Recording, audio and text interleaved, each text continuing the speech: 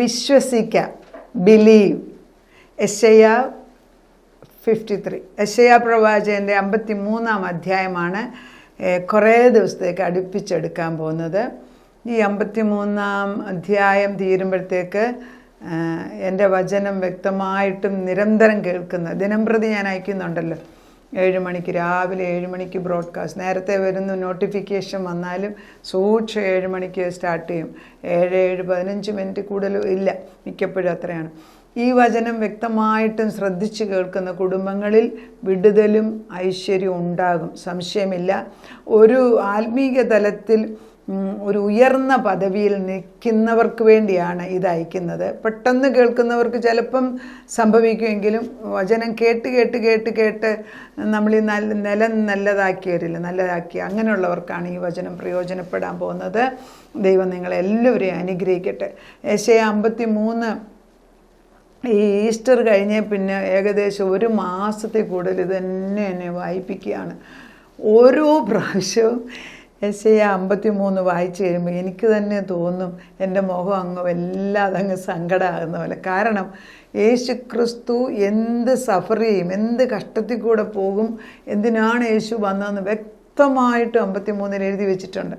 അത് വായിച്ചിരിക്കുമ്പോഴെല്ലാം നമ്മൾ യേശുവിൻ്റെ കൂടെ യാത്ര ചെയ്യുമ്പം അയ്യോ ഇത്രയും കഷ്ടം സഹിച്ചിട്ടാണോ നമുക്ക് വേണ്ടി ജീവിക്കാൻ വന്നത്, ഇതെല്ലാം അറിഞ്ഞിട്ടാണോ കടന്നു വന്ന് ഓർക്കുമ്പോൾ നമ്മളൊരു കൂട്ടുകാരന് വേണ്ടി വിഷമിക്കുന്ന പോലെ നമ്മൾ ഇരുന്ന് വിഷമിക്കാൻ തുടങ്ങും. അപ്പോൾ നമ്മുടെ ചിന്ത ഇറങ്ങും പോകത്തില്ല. അപ്പോൾ എന്നെ വല്ലാതെ ഈ 53-ാം യെശയ്യാ ഞാൻ ഞങ്ങളുടെ പ്രയർ ഗ്രൂപ്പ് ഒന്നിച്ച് പഠിച്ചുകൊണ്ടിരിക്കുന്നതാണ്. അപ്പോൾ അവർ എല്ലാവരോടും ചോദിക്കുക എന്താണ് ഇതുകൊണ്ട് പ്രയോജനം. അപ്പോൾ അവരെല്ലാം പറയും ആഴത്തിലേക്ക് ദൈവത്തിൻ്റെ ആത്മാവ് ഇറങ്ങി വന്ന് ഞങ്ങളെയൊക്കെ ശുദ്ധീകരിച്ച് കഴുകിക്കൊണ്ടിരിക്കുന്ന ഒരു അനുഭവം, ഞങ്ങൾ തന്നെ മാറിക്കൊണ്ടിരിക്കുന്നതായിട്ട്. അതാണ് സുവിശേഷത്തിൻ്റെ പ്രയോജനം. മറ്റുള്ളവർ മാറാൻ നമ്മൾ പ്രാർത്ഥിച്ചിട്ട് ഒരു ഗുണവും ഇല്ല, അവർ മാറാൻ പോകുന്നില്ല നമ്മുടെ പ്രവർത്തനം കൊണ്ട്. ആ ദൈവം ചെയ്യിപ്പിച്ചെങ്കിൽ. പക്ഷെ നമ്മൾ മാറും. When you read the word, വചനം വായിക്കുമ്പോൾ വചനം നമ്മളെയാണ് വായിക്കേണ്ടത് ആദ്യം, വല്ലവരെ അല്ല. എല്ലാവരെയും കുറ്റം പറയുമ്പോൾ ഓരോ വ്യക്തിയും നമ്മൾ വിരൽ ചൂണ്ടി മറ്റുള്ളവരെ പറയുമ്പോൾ ഓർക്കണം ആ ബലഹീനത എന്നിലുള്ളത് കൊണ്ടാണ് ഞാനത് കണ്ടുപിടിച്ചത്, അപ്പുറത്ത് അല്ലേ കാണത്തില്ല. ഞാൻ സിമ്പിൾ എക്സാമ്പിൾ എടുക്കാം. ഹോമോസെക്ഷൽസ് വെച്ചാൽ ആണും കൂടെയുള്ള ബന്ധം, സ്ത്രീയും കൂടെയുള്ള ബന്ധം, അതൊക്കെ ദൈവത്തിന് നിഷിദ്ധമാണ്, ഒരിക്കലും ശരിയല്ല. നമ്മളതൊന്നും കണ്ട നോക്കത്ത് പോലുമില്ല. ഞാൻ ന്യൂയോർക്കിൽ പോയപ്പോഴേ അവിടെയുള്ള കടകളെല്ലാം, ന്യൂയോർക്കിൽ എൻ്റെ മോള് താമസിച്ചുകൊണ്ട് ന്യൂയോർക്കിൻ്റെ നടുക്കായിരുന്നു. അപ്പോൾ ആദ്യം ഞാൻ ന്യൂയോർക്കിൽ ചെന്നപ്പോൾ എൻ്റെ മോള് പറയാം മമ്മി ഇടതും വലതുമുള്ള കടയിൽ നോക്കരുതെന്ന്. അത് വർഷങ്ങൾക്ക് മുമ്പുള്ള കാര്യമാണ് ഈ പറയുന്നത്, ഇപ്പം പറഞ്ഞിട്ട് കാര്യമില്ല. അപ്പം അത് നോക്കിയാൽ അവിടെ എല്ലാം ഈ വേണ്ടാത്ത ലെസ്ബിയൻസിനുള്ള ഡ്രസ്സുകളും സാധനങ്ങളാണ് വിൽക്കുന്നത്. നമുക്കത് മനസ്സിലാകുമല്ലോ, കാരണം അത് നമ്മുടെ ഹൃദയത്തിൽ ഇല്ലാത്തതിനാൽ നമ്മളതിനെക്കുറിച്ച് ചിന്തിക്കാമല്ലോ. അപ്പം അവനവനിലുള്ള ബലഹീനതകളാണ് മറ്റുള്ളവരിൽ കാണുന്നത്. അതുകൊണ്ട് ഓർത്തോണം, മറ്റുള്ളവരെ വിധിക്കുന്ന ഓരോ വ്യക്തിയും ഓർക്കണം എന്നിലുള്ള ബലഹീനതയുടെ ഒരു വ്യാപ്തമായിട്ടുള്ളതാണ് അപ്പുറത്ത് കാണുന്നതെന്ന്. So we need to change, നമ്മൾ മാറണം. 53 യെശയ്യാവിൽ ഇങ്ങനെയാണ് തുടങ്ങുന്നത്. 53 ഇങ്ങനെയാണ് തുടങ്ങുന്നത്. ഞങ്ങൾ കേൾപ്പിച്ചത് ആര് വിശ്വസിച്ചിരിക്കുന്നു, യഹോവയുടെ ഭുജം ആർക്ക് വെളിപ്പെട്ടിരിക്കുന്നു. ഇത് പല പ്രാവശ്യം ഞാൻ വായിക്കെങ്കിലും ഇപ്പോഴാണ് എൻ്റെ മനസ്സിൽ തോന്നിയത്, ദൈവം കരയുകയാണ് ഇവിടെ. ഞങ്ങളെന്ന് പറയുമ്പോൾ പിതാപുത്ര പരിശുദ്ധാത്മാവ്, ഞങ്ങൾ കേൾപ്പിച്ചത് ആര് വിശ്വസിക്കുന്നെന്ന്. ദൈവം ഇനി എന്താ ചെയ്യേണ്ടത്, ദൈവം എന്ത് ചെയ്യണം നമ്മൾ ചോദിക്കുക. നമ്മൾ ചിലപ്പോൾ മക്കളോട് പറയത്തില്ലേ ഇത്രയെല്ലാം നമ്മൾ കഷ്ടപ്പെട്ട് വളർത്തി, ഇനി എന്താ ഞങ്ങൾ ചെയ്യേണ്ടത്, അമ്മ ചെയ്ത് ശരിയല്ല, അപ്പൻ ചെയ്ത്. അമേരിക്കയിലൊക്കെ നമ്മൾ സൗദിയിലൊക്കെ താമസിക്കുമ്പോൾ അമേരിക്കൻ കോളനിയിൽ നമ്മൾ അരാംകോയ്ക്കകത്ത് താമസിക്കുമ്പം എവ്രി വൺ കംസ്, എൻ്റെ അപ്പൻ അത് ചെയ്തു, എൻ്റെ അമ്മ അത് ചെയ്തു, അതുകൊണ്ട് ഞാൻ ശരിയായില്ല.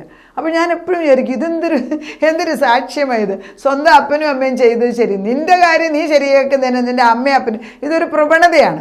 അത് നിർത്തിവെച്ച് നമ്മളോട് ദൈവം പറയുകയാണ്, ദൈവം സങ്കടപ്പെട്ട് പറയുകയാണ്, പിതാവും പുത്രനും പരിശുദ്ധാത്മാവും ഞങ്ങൾ കേൾപ്പിച്ചത് നിങ്ങൾ വിശ്വസിക്കുന്നു. ആര് വിശ്വസിക്കുന്നെന്ന് ദൈവമാണ് ചോദിക്കുന്നത്. യഹോവയുടെ ഭുജം അവൻ്റെ കൈയാണ് ആർക്ക് വെളിപ്പെട്ടിരിക്കുന്നു. ഈ വചനത്തിനകത്ത് ബാക്കി ഭാഗത്ത് വായിക്കും, തൻ്റെ ഭുജം അവൻ നഗ്നമാക്കിയെന്നാണ് പറയുന്നത്. നഗ്നമാക്കുക എന്ന് പറഞ്ഞാൽ എന്തുവാ, കാണിച്ചു കൊടുക്കുക, നമ്മുടെ ഹൃദയം തുറന്ന് കാണിച്ചു കൊടുക്കുക. സ്വന്തം പുത്രനെ ഭൂമിയിലേക്ക് അയച്ചു തന്നിരിക്കുകയാണ്. എന്നിട്ട് അതിൻ്റെ മഹത്വം അറിയാൻ വയ്യാതെ, സത്യം പറഞ്ഞാൽ ഞാൻ കഴിഞ്ഞ ദിവസവും പറഞ്ഞു, ഒത്തിരി പ്രസംഗം അല്ല ആവശ്യം, ഒത്തിരി ശുശ്രൂഷയല്ല ആവശ്യം. എവിടെയെങ്കിലും ചെന്നാൽ നമ്മൾ ദൈവത്തോട് അങ്ങോട്ട് അടുപ്പിച്ച് എന്നിട്ട് കർത്താവേ നിൻ്റെ മഹത്വം മീൻസ് കർത്താവിൻ്റെ ക്യാരക്ടർ, സ്വഭാവങ്ങൾ, നിൻ്റെ മഹത്വം ഇറങ്ങി വരണേന്ന് മാത്രം പ്രാർത്ഥിച്ചാൽ മതി. വലിയ പ്രാർത്ഥനയുടെ ആവശ്യമില്ല. ഇപ്പം നിൻ്റെ മഹത്വം ഇറങ്ങി നമുക്കൊന്നും ചെയ്യാനായിരുന്നു. കാരണം എൻ്റെ സാഹചര്യം അല്ല നിങ്ങളുടേത്, എല്ലാത്തിനും വ്യത്യാസമുണ്ട്. പക്ഷേ എക്കത്തിനും പരിഹാരമുള്ള ഒരു ദൈവമുണ്ട്. ഈ 53 വായിക്കുന്നതിന് മുൻപേ 52 നമുക്കൊന്ന് നോക്കാം. അവസാന ഭാഗം, എൻ്റെ ദാസൻ കൃതാർത്ഥനാകും. 52:13, 52-12 വരെ ഞാൻ കഴിഞ്ഞ ദിവസം എടുത്തായിരുന്നു. എൻ്റെ ദാസൻ കൃതാർത്ഥനാകും, അവൻ ഉയർന്നു പൊങ്ങി അത്യന്തം ഉന്നതനായിരിക്കും. അവൻ്റെ രൂപം കണ്ടാൽ ആളല്ല എന്നും അവൻ്റെ ആകൃതി കണ്ടാൽ മനുഷ്യനല്ല എന്നും തോന്നിമാറ് വിരൂപമായിരിക്കുക കൊണ്ട് പലരും നിന്നെ കണ്ട് സ്തംഭിച്ചു പോലെ അവൻ പല ജാതികളെയും കുറിച്ച് ചാടുമാറാക്കും. രാജാക്കന്മാർ അവനെ കണ്ട് വായ്പൊത്തി നിൽക്കും. അവൻ ഒരിക്കലും അറിഞ്ഞിട്ടില്ലാത്തത് കാണുകയും ഒരിക്കലും കേട്ടിട്ടില്ലാത്തത് ഗ്രഹിക്കുകയും ചെയ്യും. കണ്ടോ, അവൻ്റെ രൂപം കണ്ടാൽ, ദൈവത്തിൻ്റെ രൂപം കണ്ടാൽ വിരൂപമായിരിക്കുകയാണെന്ന്. ഇത് ക്രൂശുമരണത്തിൻ്റെ ടൈമിൽ ഈ യേശുക്രിസ്തുവിൻ്റെ ക്രൂശുമരണത്തിലും അവൻ്റെ മുഖം വിരൂപമാക്കും. അവൻ്റെ ശരീരം കണ്ടാൽ നമ്മൾ നോക്കാൻ വയ്യാത്ത വണ്ണം അവജ്ഞ വരെ ആക്കും എന്നുള്ളത് ക്രിസ്തു വരുന്നതിന് 700 വർഷം മുമ്പ് ഈ യെശയ്യാ പ്രവാചകന് ദൈവത്തിൻ്റെ ആത്മാവ് വെളിപ്പെടുത്തി കൊടുത്തതാണ് ഇവിടെ എഴുതി വെച്ചിരിക്കുന്ന 52. അതുകൊണ്ടാണ് 52-ന്റെ പകുതി മുക്കാലാകുമ്പോഴത്തേക്ക് യഹൂദൻ ആ ചാപ്റ്റർ നിർത്തുകയാണ്. അവർ വായിക്കത്തില്ല ഇപ്പം. പിന്നെ 53 പൂർണ്ണമായിട്ട് നിർത്തിയവർ. കാരണം 53 മുഴുവനും ക്രിസ്തുവിൻ്റെ ക്രൂശുമരണത്തെക്കുറിച്ചാണ് എഴുതി വെച്ചിരിക്കുന്നത്. ഇതൊക്കെ അവർക്ക് കേൾക്കാൻ പോലും എന്താണ്, ഒരു ജനത ദൈവത്തിൽ നിന്ന് മാറിപ്പോയിട്ട് ഈ യഹൂദൻ്റെ തോറായ്ക്കകത്ത് എഴുതേണ്ടതായ എഴുതി വച്ചിരിക്കുന്ന ഈ ബുക്ക്, ഈ അധ്യായം 53, ക്രിസ്തുവിൻ്റെ ആരാണ് ക്രിസ്തു, എങ്ങനെയാണ് ക്രിസ്തു വരുന്നത്, അവൻ സഫർ ചെയ്യുന്നത് എന്താണ്, എന്തിനാണ് വരുന്നത്, എല്ലാം 53 മുഴുവൻ ക്രൂസിഫിക്ഷൻ്റെ കാര്യം, ക്രിസ്തു വന്ന റീസൺ എല്ലാം എഴുതി വെച്ചിട്ട് 53 മാറ്റി വെച്ചിരിക്കുകയാണ്. അവരുടെ ബുക്കിനകത്ത് എഴുതിയിട്ടില്ല, ഇപ്പം മാറ്റി വെച്ച്, ബുക്കിലുണ്ട്, വായിക്കാറില്ല. അതുകൊണ്ട് it's called a forbidden chapter by the Jewish people, വിലക്കപ്പെട്ട ചാപ്റ്റർന്ന്. അങ്ങനെയാണ് ഇംഗ്ലീഷിൽ, ഇങ്ങനെയാണ് ഞാൻ വായിക്കുമ്പോൾ മനസ്സിലാകുന്നത്. Long ago, the rabbis used to read Isaiah 53 in synagogue, but after the chapter caused arguments and great confusion, the rabbis decided that the simplest thing would be to take the prophecy out of the Haftarah reading in synagogue. സിനഗോഗിൽ വായിച്ചുകൊണ്ടിരിക്കുന്ന ഹഫ്തറായിൽ നിന്നും ഈ 53-ാം അധ്യായം അങ്ങ് മാറ്റി. കാരണം എന്താണെന്ന് ചോദിച്ചാൽ അവർക്ക് കോംപ്രിഹെൻഡ് ചെയ്യാൻ ഒക്കുന്നില്ല, അവർക്ക് മനസ്സിലാക്കാൻ ഒക്കുന്നില്ല ഞങ്ങളുടെ രക്ഷിതാവായ ദൈവം ഇങ്ങനെയാണ് വരുന്നതെന്ന്. സാധാരണയായിട്ട് വിരൂപനായിട്ട് നമ്മുടെ രോഗവും പാപവും ശാപവും എല്ലാം ഏറ്റെടുക്കാൻ വരുന്നത്. അവർ വിചാരിക്കുന്നത് വളരെ പോംപാൻ പോഷായിട്ട് വലിയ ഉന്നതമായ വലിയ സിംഹത്തിൻ്റെയോ അല്ലെങ്കിൽ വലിയ വെള്ളക്കുതിരയുടെ പുറത്തോ വരുന്ന രാജാവ് വരുന്നെന്നാണ് അവരുടെ മനസ്സിലിരിക്കുന്ന ചിന്ത. പക്ഷെ അതുകൊണ്ട് അവർക്ക് ഈ യേശുവിനെ ഉൾക്കൊള്ളാൻ ഒക്കുന്നില്ല. എന്നാൽ അവർക്ക് മനസ്സിലാകുന്നില്ല അവരുടെ ബലഹീന ക്യാരക്ടർ അല്ലെങ്കിൽ സ്വഭാവങ്ങളെ ശുദ്ധീകരിക്കാൻ വേണ്ടി, അവർക്ക് രക്ഷ കൊടുക്കാൻ വേണ്ടി, അവരുടെ ലെവലിൽ താണ് മനുഷ്യനായിട്ട് അധപ്പതിച്ച ഒരവസ്ഥയിലിരിക്കുന്ന ഈ മനുഷ്യനെ രക്ഷിക്കാൻ വേണ്ടി മനുഷ്യരൂപമെടുത്ത് വന്ന യേശുവാണ് മുമ്പിൽ നിൽക്കുന്നതെന്ന് അവർ മനസ്സിലാക്കിയിട്ടില്ല. എന്നാൽ മെസ്സിയാനിക് ജൂവിഷ് പീപ്പിൾ എന്നുണ്ട്, അതായത് ക്രിസ്തുവിനെ സ്വീകരിച്ച യഹൂദന്മാർ, നമ്മൾ അമേരിക്കയിൽ ചെല്ലുമ്പോൾ നമ്മുടെ മക്കളുടെയൊക്കെ ഫ്രണ്ട്സാണ്, അവരെ കാണാറുണ്ട്. അവർക്കെന്നാൽ പഴയ നിയമം ജീവനുള്ള കല്ലായിട്ട് മാറും. കാരണം അതിൻ്റെ പൂർത്തീകരണം ക്രിസ്തു പുതിയ നിയമത്തിൽ ചെയ്തിരിക്കുന്നത്. എന്നാൽ ഇത് വായിക്കാത്തവർക്കോ, പിന്നെ കർത്താവ് പറയുന്നുണ്ട്, അന്ത്യകാലത്ത് സകല ജഡത്തിൻ്റെ മേലും എൻ്റെ ആത്മാവിനെ പകരും, ഞാൻ സകല നാവും കർത്താവ് തന്നെ, യേശു ക്രിസ്തു കർത്താവ് എന്ന് വിളിച്ചു പറയുന്ന ഒരു സമയമുണ്ട്. അപ്പോൾ 53 വായിക്കുന്നതിന് മുമ്പ് 52-ന്റെ 13 തൊട്ട് 53-ാം ചാപ്റ്റർ വരെ, 53-ന്റെ അധ്യായം മുഴുവനും അവർ വായിക്കാറില്ല. അവരുടെ അതിന് പറയുന്ന ഹഫ്തറ റീഡിങ് ഇൻ സിനഗോഗ്, ആ റീഡിങ്ങിനകത്ത് ഇതില്ല. അവിടെ എഴുതി വെച്ചിട്ടുണ്ട്, but they never read it because they don't accept this. നമ്മൾ വരത്തില്ലേ, ചില കാര്യങ്ങൾ നമുക്ക് വായിക്കാൻ വയ്യ, നമുക്കത് ഉൾക്കൊള്ളാൻ വയ്യ, അപ്പം നമ്മളങ്ങ് നെഗേറ്റ് ചെയ്ത് കളയാണ്. അങ്ങനെ തന്നെയാണ് യേശു ക്രിസ്തുവിനെ കുറിച്ച് എഴുതിക്കുന്നത്. പക്ഷെ അപ്പം നമ്മളൊന്ന് ഓർക്കണേ, വിശ്വാസികളാകുന്ന ക്രിസ്ത്യാനികൾ നമുക്ക് മാത്രം വായിക്കാനും നമുക്ക് മാത്രം മനസ്സിലാക്കാനും അവൻ്റെ ഹൃദയം തുറന്നു കാണിക്കാനും ഇപ്പോൾ ക്രിസ്ത്യാനികളെന്ന് പറയുന്ന, വിശ്വാസികളെന്ന് പറയുന്ന നമ്മൾ മാത്രമേ ഉള്ളൂ. അവൻ്റെ നെഞ്ച് നമുക്ക് വേണ്ടി തുറന്നു തരുന്ന. അപ്പോൾ 53 കയറുമ്പോൾ, 53 അധ്യായത്തിലോട്ട് കയറുമ്പം തീർത്തും യേശുവിനെ എനിക്ക് കാണണം എന്നുള്ള ആത്മാവിൽ വേണം കയറാൻ. 53 തുടങ്ങിയതേ ഉള്ളൂ. കുറേ ദിവസങ്ങളിലേക്ക് ഈ 53 അധ്യായം തന്നെ എടുക്കാൻ ഞാൻ ആഗ്രഹിക്കുകയാണ്. ഞാൻ ഒന്നും കൂടെ ആ വാക്യം മാത്രം വായിക്കുകയാണ്. യെശയ്യാ 53:1. ഞങ്ങൾ കേൾപ്പിച്ചത് ആർ വിശ്വസിച്ചിരിക്കുന്നു? യഹോവയുടെ ഭുജം ആർക്ക് വെളിപ്പെട്ടിരിക്കുന്നു? അവൻ്റെ ഭുജം നമുക്ക് വെളിപ്പെടുത്തി തരാൻ പോവുകയാണ്. അടുത്ത ദിവസങ്ങളിൽ ഞാൻ അതാണ് ചെയ്യാൻ പോകുന്നത്. അത് നമ്മൾ അടുത്തിലേക്ക് കയറുന്നതിന് മുമ്പ് നമുക്ക് ഇന്ന് നിർത്തുകയാണ്. നമ്മുടെ സമയത്തിൻ്റെ കുറവ് കൊണ്ട് അടുത്ത ദിവസത്തിലേക്ക് നമുക്ക് കയറുമ്പോൾ യെശയ്യാ 53 കുറിച്ചുള്ള ഡീറ്റെയിൽഡ് ആയിട്ടുള്ളത് വേർഡ് ഫോർ വേർഡ് നമ്മളോട് ദൈവം പറഞ്ഞു തരാൻ ആഗ്രഹിക്കുന്നു. കർത്താവിൻ്റെ ആത്മാവ് നിങ്ങൾക്ക് ശുഭത, സമാധാനം, സന്തോഷം, ശുഭത എല്ലാം ശുഭമായിരിക്കാൻ വേണ്ടി ഈ യോഹന്നാനി പറയുന്നുണ്ടല്ലോ ഒരു വാക്യം, അതുകൂടെ പറയാം. ഈ യോഹന്നാൻ ലേഖനത്തിനകത്ത് 3 എല്ലാം ശുഭമായിട്ട് ചെയ്യാൻ ഒരാൾക്കെ പഠിപ്പിക്കാൻ അറിയത്തുള്ളൂ. അത് ദൈവമാണ്.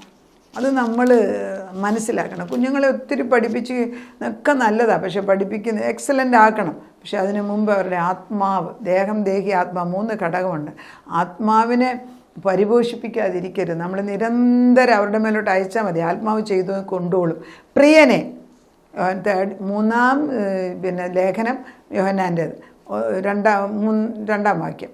പ്രിയനെ, നിൻ്റെ ആത്മാവ് ശുഭമായിരിക്കുന്നത് പോലെ. എന്താണ്? ആത്മാവാണ് ഫസ്റ്റ് ഘടകം. അതൊന്നും ആർക്കും ഇല്ല. ഇപ്പോൾ ആത്മാവിനെക്കുറിച്ചൊന്നും ആർക്കും കേൾക്കണ്ട. ഈ സമ്പത്ത് കൂടി, സുഖം കൂടി, ന്യൂക്ലിയർ ഫാമിലി ആയിട്ട് ഇപ്പം ഭാര്യയ്ക്ക് ഭർത്താവിന് ഭാര്യയും വേണ്ടാത്ത കാലമായിട്ടുണ്ട്. മക്കളെ സ്റ്റേറ്റ് എടുത്ത് വളർത്തേണ്ട കാലത്തിലോട്ട് നീങ്ങുന്ന ഒരു കാലം. അങ്ങനെയുള്ളൊരു അവരെന്താ പഠിപ്പിക്കുന്നത് ദൈവത്തിനെ അറിയത്തുള്ളൂ. സ്കൂളിൽ വിടാൻ നമുക്ക് പേടിക്കേണ്ട ഒരു കാലം. ഇവിടെ എന്താണ്? ആത്മീയതലം മറന്നു പോകുന്നു. ദൈവത്തിൻ്റെ ആത്മാവ് പറയാണ്, പ്രിയനെ, നിൻ്റെ ആത്മാവ് ശുഭമായിരിക്കുന്നത് പോലെ നീ സകലത്തിനും ശുഭമായും സുഖമായും ഇരിക്കണമെന്ന് ഞാൻ പ്രാർത്ഥിക്കുന്നു. അതിൻ്റെ പിന്നെ ഒരു വാക്യം കൂടെ, അതിൻ്റെ വാക്യമുണ്ട് 4. എൻ്റെ മക്കൾ സത്യത്തിൽ നടക്കുന്നു എന്ന് കേൾക്കുന്നതിനേക്കാൾ വലിയ സന്തോഷം എനിക്കില്ല. ഈ വചനം എല്ലാം പഠിപ്പിക്കുന്നത്, ഞാൻ പഠിക്കുന്നതും പഠിപ്പിക്കുന്നതൊക്കെ നമ്മുടെ അടുത്ത തലമുറകളുടെ നന്മയ്ക്ക് വേണ്ടി, നമ്മുടെ ശുദ്ധീകരണത്തിനും നമുക്ക് സമാധാനം കിട്ടാനുമാണ്. ദൈവം അത് ചെയ്തിരിക്കും. നമുക്ക് പ്രാർത്ഥിക്കാം. നാഥ, നിൻ്റെ ആത്മാവ് ശുഭമായിരിക്കുന്നത് പോലെ ദേഹം, ദേഹി ലെവൽ ഞങ്ങൾ സകലത്തിലും ശുഭമായിരിക്കണമെന്ന് യോഹന്നാൻ കർത്താവേ, യോഹന്നാൻ്റെ ലേഖനത്തിനകത്ത് 1 അധ്യായത്തിൻ്റെ 2, 3 വാക്യങ്ങളിൽ വ്യക്തമായിട്ട് എഴുതിയിരിക്കുന്നു. അത് കഴിയുമ്പോൾ ഞങ്ങളുടെ മക്കൾ യഹോവയെ അന്വേഷിക്കുന്നു, യഹോവയ്ക്ക് ദൈവത്തിന് വേണ്ടി ജീവിക്കുന്നു എന്നറിയുന്നതാണ് ഞങ്ങളുടെ ഏറ്റവും വലിയ ഭാഗ്യമെന്ന് എഴുതി വച്ചിരിക്കുന്നു. ഞങ്ങൾക്കും അത് തന്നെ പറയാനുള്ളൂ.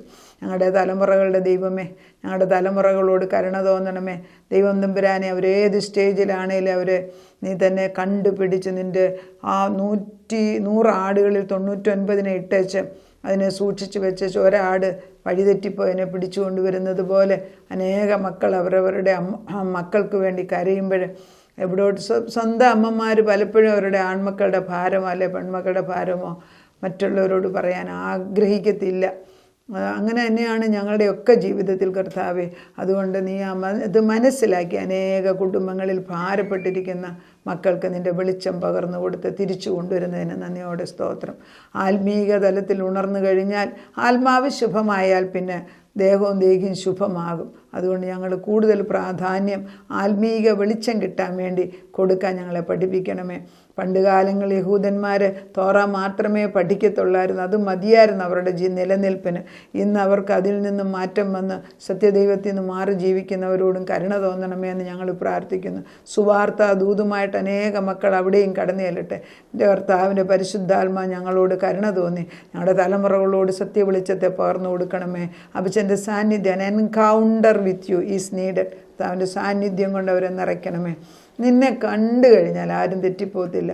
അപ്പച്ചൻ്റെ സാന്നിധ്യം കൊണ്ട് നിറയ്ക്കുന്നതിനാലും എഴുന്നള്ളി വന്ന് അവിടുന്ന് മറ്റുള്ളവരുടെ, ഞങ്ങളുടെ തലമുറകളുടെ നന്മയ്ക്ക് വേണ്ടി കൂടെ നിന്ന് പഠിപ്പിച്ചെടുക്കുന്നതിനാൽ, ഇടയനായ ദൈവം ആടുകളെ സൂക്ഷിക്കുന്നതിനാലും നന്ദി പറയുന്നു. അതിന് യേശു ക്രിസ്തുവിൻ്റെ പൊന്നു നാമത്തിൽ തന്നെ ആമേൻ.